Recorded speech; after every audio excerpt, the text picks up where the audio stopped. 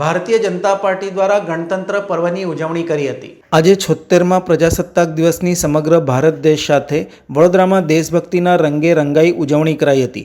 26મી જાન્યુઆરી આજના દિવસે ભારતીય જનતા પાર્ટી દ્વારા બીજેપીના નવીન કાર્યાલય ખાતે ધ્વજવંદન કરવામાં આવ્યું હતું। આ પ્રસંગે બીજેપી શહેર પ્રમુખ ડોક્ટર વિજયભાઈ શાહ, સાંસદ ડોક્ટર હેમાંગ જોશી, વિધાનસભાના મુખ્ય દંડક બાળકૃષ્ણ શુક્લ, મેયર પિંકીબેન, ધારાસભ્યો, પાલિકાના સભાસદો, અગ્રણીઓ, કાર્યકરો ઉપસ્થિત રહ્યા હતા।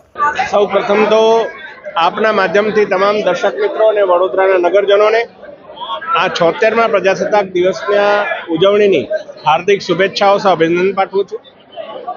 જ્યારે આપણો દેશ વિકસિત ભારત તરફ આગળ વધી રહ્યો છે ત્યારે આ દેશના ભવિષ્ય એવા યુવાનો આ વખતે પાર્ટીના સંગઠન પર્વની અંદર યુવાનોને પણ જ્યારે ખાસું એવું પ્રતિનિધિત્વ મળ્યું છે ત્યારે સર્વપ્રથમ વખત પ્રજાસત્તાક દિવસની ઉજવણી નવનિર્મિત કાર્યાલય કે જે કાર્યાલય પણ પોતે યુવા છે, આવા કાર્યાલયની અંદર પ્રજાસત્તાક દિવસના ઉજવણી નિમિત્તે ધ્વજારોહણ કરવામાં આવ્યું। પાર્ટીના સન્નિષ્ઠ અને સિનિયર કાર્યકર્તા દ્વારા એમના હસ્તે આ ધ્વજારોહણ થયું અને વિધાનસભાના અમારા મુખ્ય દંડક શ્રીમાન બાળકૃષ્ણ શુક્લજી, મેયર શ્રીમતી પિંકીબેન, અમારા તમામ માનનીય ધારાસભ્યશ્રીઓ, કોર્પોરેશનના તમામ પદાધિકારીશ્રીઓ, વોર્ડના પ્રમુખ મહામંત્રીશ્રી, તમામ કોર્પોરેટરશ્રીઓ અને મોટી સંખ્યામાં કાર્યકર્તા ઉપસ્થિત રહી અને આ ઉજવણીના તેઓ ભાગ બન્યા છે।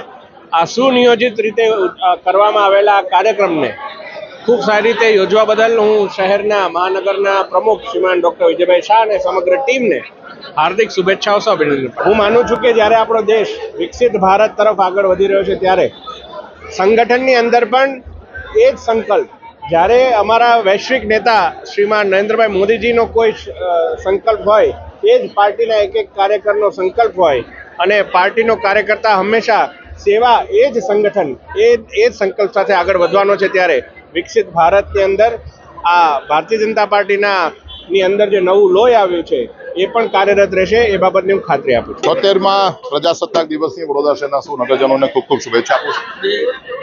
26મી જાન્યુઆરી આજના દિવસે ગણતંત્ર દિવસ તરીકે ઉજવણી, આજના દિવસે 1950માં બંધારણ, એ બંધારણના અમલની શરૂઆત થઈ। 75 વર્ષ આ બંધારણને જ્યારે પૂર્ણ થયા છે અને 76મા વર્ષમાં આપણે સૌએ પ્રવેશ કર્યો છે ત્યારે વડોદરાના સૌ નગરજનો માટે સૌથી મહત્વનું જે કંઈ કામ છે એ રેઇન વોટર હાર્વેસ્ટિંગનું કામ એ આ વર્ષમાં આપણે શરૂ કરી રહ્યા છે।